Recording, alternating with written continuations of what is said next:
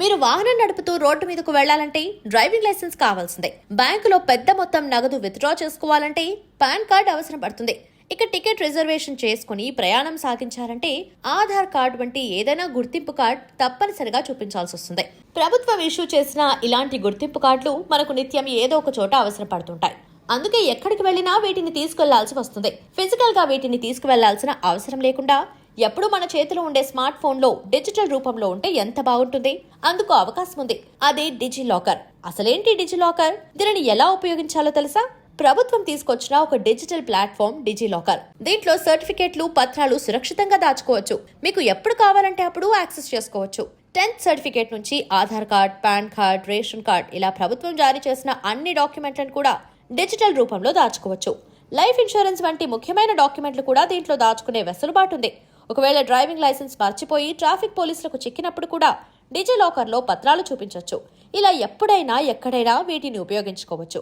కేవలం ప్రభుత్వం అందించే డాక్యుమెంట్లు మాత్రమే కాకుండా ఇతర విలువైన పత్రాలను కూడా డిజిటల్ రూపంలో భద్రపరచుకోవచ్చు. దీనిని ఎలా వినియోగించుకోవాలో చూద్దాం.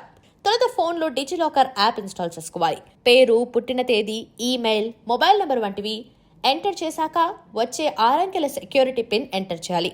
ఆధార్ కార్డ్ లింక్ అయిన మొబైల్ నంబర్కు ఓటీపీ వస్తుంది. దాన్ని ఎంటర్ చేసి సబ్మిట్ పై క్లిక్ చేసి అకౌంట్ క్రియేట్ చేసుకోవాలి.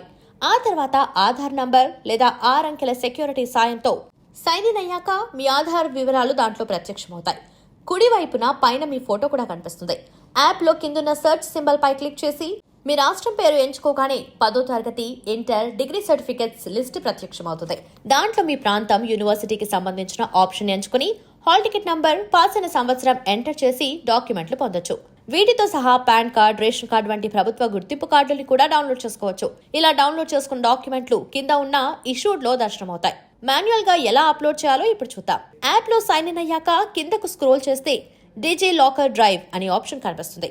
దాన్ని క్లిక్ చేసి ప్లస్ సింబల్ పై క్లిక్ చేసి మీకు కావాల్సిన డాక్యుమెంట్స్ మాన్యువల్ గా అప్లోడ్ చేసి స్టోర్ చేసుకునే సదుపాయం ఉంది.